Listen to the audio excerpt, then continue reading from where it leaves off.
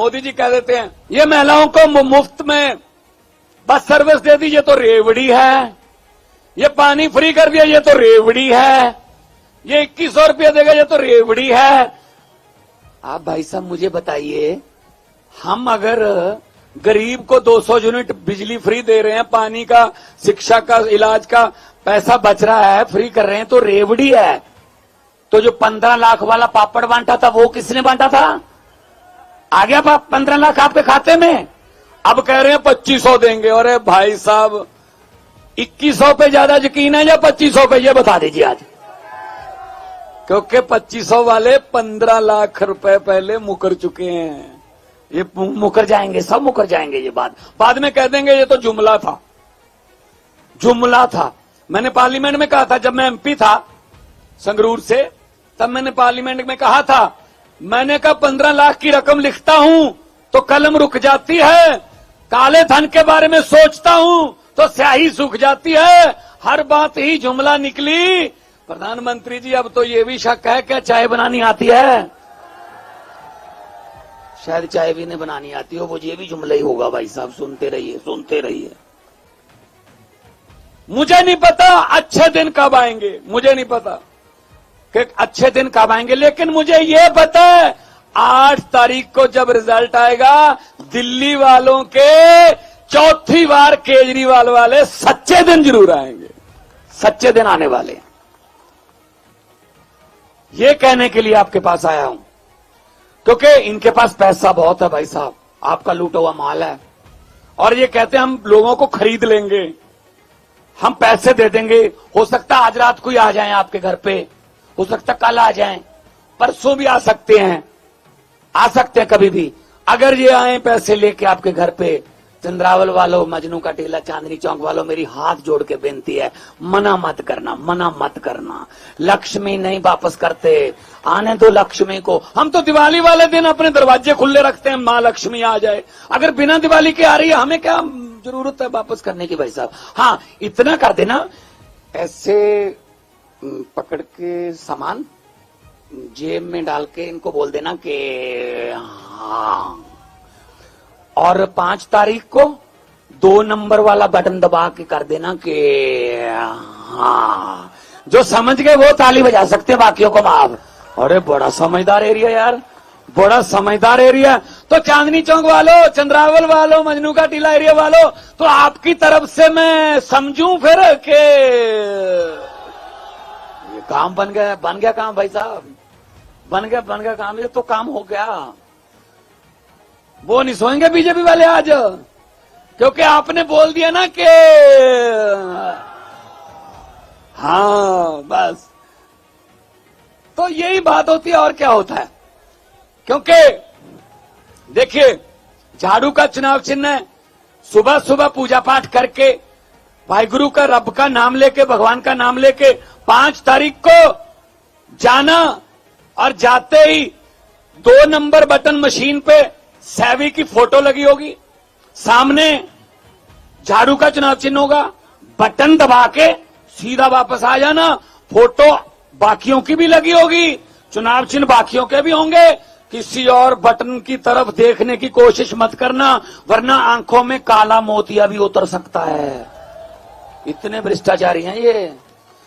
पंजाबी में कहते हैं ना, जेड़े राह जाने ही नहीं हो राह पूछने ही क्यों, जेड़े रास्ते जाने ही नहीं हो रास्ते बारे पूछना ही क्यों। जब और कोई बटन दबाना ही नहीं तो उस बटन की तरफ देखना ही क्यों भाई साहब, जब झाड़ू वाला ही है हमारे पास।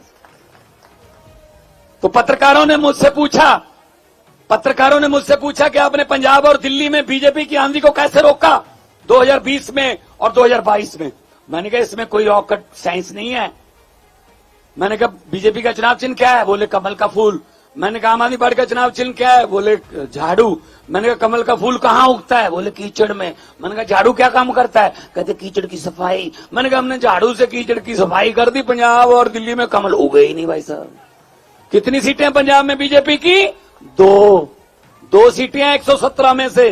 स्कूटर पर बैठ के भी विधानसभा आ सकते हैं, वो 2 हैं। और यहां 6-7 है, यहां इनोवा में आ सकते हैं ज्यादा से ज्यादा, और क्या है। अब आप इनोवा से भी मेरे ख्याल में छीनोगे, इनोवा इनसे आप फिर स्कूटर पे लाओगे, पहले 2-3 ही थे इनके भी।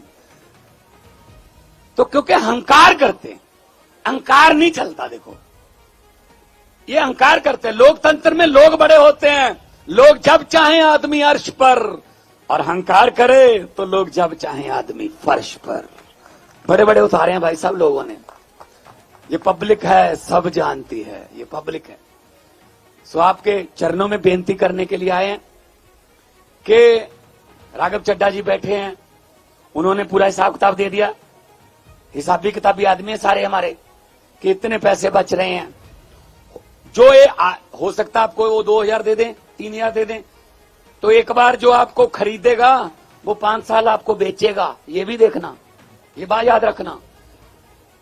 और यहां बच ही रहे हैं, पैसे बच ही रहे हैं, इसीलिए वो सारे घूम रहे हैं, गालियां दे रहे हैं। भाई साहब पैसे बांट रहे हैं बीजेपी वाले, सोने की चेनियां बांट रहे हैं बीजेपी वाले, जैकेट बांट रहे हैं बीजेपी वाले, जूते बांट रहे हैं बीजेपी वाले। हमने बहुत वीडियो दिखाई इलेक्शन कमीशन को कि जी ये देखो गलत हो रहा है जी, ये पैसे बांट रहे हैं जी, जूते बांट रहे हैं, जैकेट बांट रहे हैं, कोई कार्रवाई नहीं।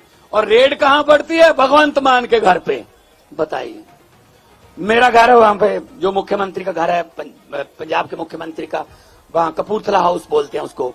वहां वो इलेक्शन कमीशन के बंदे आ गए, कहते भगवंत मान के घर के अंदर बहुत बड़ा खजाना पड़ा है, यहीं से पूरी दिल्ली को पैसे बांटे जा रहे हैं। मैंने कहा अंदर चले जाओ। मैं तो वहां नहीं था घर पे उस दिन, मैं वहां पे था कालका जी में। मैंने कहा इनको बोलो अंदर चले जाओ, हम पैसे बांटने वाले नहीं है, हम तो प्यार बांटने वाले हैं। चाय पी के जाना भाई साहब, साग खा जाना, सरसों का साग भी बनता है। क्या मिला फिर? घर पे अंदर चले गए, वीडियो बनाई, क्या मिला बताया तो है नहीं। क्या मिला? कुछ नहीं मिला भाई साहब। मेरे जैसे फक्कड़ बंदे के घर पे चोर आ गए, उन्होंने क्या किया, रात को लाइट ऑन कर ली। थोड़ी देर में मकान मालिक जाग गया, उसने कहा भाई साहब मुझे यहां दिन में नहीं कुछ मिलता यार, तुम रात को ढूंढ रहे हो यहां पर। अरे भाई साहब पैसे अगर ढूंढने हैं ना तो इलेक्शन कमीशन के ऑफिस के 500 मीटर के रेडियस में सभी बीजेपी वालों के घर हैं, वहां जाके देखो क्या क्या पड़ा है, वहां जाके देखो। हमारे घर पे आओ, केजरीवाल को अंदर कर दो, संजय सिंह को अंदर कर दो, सत्येंद्र जैन को अंदर कर दो, सिसोदिया को अंदर कर दो, क्योंकि काम करते हैं। ये कोई बंदों वाली बात है यार? वो पैसे कमाने होते तो हम अपने काम से कमा लेते। पैसे कमाने नहीं आए हैं, लोग कमाने आए हैं, इज्जत कमाने आए हैं। जितने मर्जी इकट्ठे कर लो, पैसे हीरे मोती। ये भ्रष्टाचारियों को बता देना, भगवंत मान चंद्रावल आया था, ये बात बोल के गया है कि जितने मर्जी इकट्ठे कर लो, पैसे हीरे मोती, मगर ख्याल इतना रहे कफन पे जेब नहीं होती, सब कुछ यहीं रह जाता भाई साहब। एक बार मेरी कोई इंटरव्यू चल रही थी किसी हिंदी चैनल पर, उन्होंने कहा ये अगला जो राउंड है ये है रैपिड फायर। मैंने कहा इसमें क्या है? कहते हम किसी नेता का नाम लेंगे, आपके दिमाग में उसके बारे में जो भी कुछ आता है, शेयर आता है, चाहे कोई बात बोलनी है इमीडिएटली आपको बोलनी है, कोई लाइव चल रहा है, कोई सोचने का टाइम नहीं। मैंने कहा ठीक है आओ। उन्होंने कहा महाराजा कैप्टन अमरिंदर सिंह। मैंने कहा राजा, महलों के रहने वाले, जब मुगलों का राज था मुगलों के साथ थे, जब अंग्रेजों का राज था अंग्रेजों के साथ थे, जब कांग्रेस का राज था कांग्रेस के साथ थे, जब अकाली दल का राज था अकाली दल के साथ थे, आजकल बीजेपी का राज है तो बीजेपी के साथ है, पब्लिक के साथ तो मैंने कभी देखे नहीं भाई साहब। ये बोले नरेंद्र मोदी। मैंने कहा किसी भी बात को किसी भी बात से जोड़कर बोल देते हैं कि मेरा इससे पुराना नाता है। वो कहते कैसे? मैंने कहा चंद्रयान की लॉन्चिंग चल रही थी, वो इसरो वाले करते हैं ना, जैसे उनकी नासा है हमारी इसरो है, तो इसरो वाले चंद्रयान की लॉन्चिंग कर रहे थे, वहां प्रधानमंत्री जी बोल रहे थे मेरा इसरो से पुराना नाता है। मैंने टीवी पर देखकर अब माथे पे हाथ मारा, मैंने कहा 8वीं का सर्टिफिकेट मिल नहीं रहा, ये इसरो की बातें कर रहे हैं यार, ये साइंसदानों का काम है, पढ़े लिखे लोगों का काम है? तो ये कैसे नाता जोड़ेगा इसरो के साथ? अब तो हमारे प्रधानमंत्री साहब ने नाता कैसे जोड़ा? कहते जब मैं पढ़ता था ना 3री 4थी कक्षा में, तब मैं पढ़ाई में थोड़ा मेरा हाथ तंग था, तो हर टीचर मुझे आके बोलता था आप इसरो में बैठो, अब इसरो में बैठो, अब इसरो में बैठो तो इसरो से मेरा पुराना नाता है भाई, सब सुन रहे हैं, क्या करें क्या करें, सुन रहे हैं। बोले अरविंद केजरीवाल, मैंने कहा अरविंद केजरीवाल की आंखों को देखकर, उसका जुनून देखकर मुझे एक शेर याद आता है शहीद आजम भगत सिंह का लिखा हुआ कि इस कदर वाकिफ हो गई है मेरी कलम मेरे किरदार से, इस कदर वाकिफ हो गई है मेरी कलम मेरे किरदार से कि इश्क भी लिखना चाहता हूं तो इनकलाब लिखा जाता है।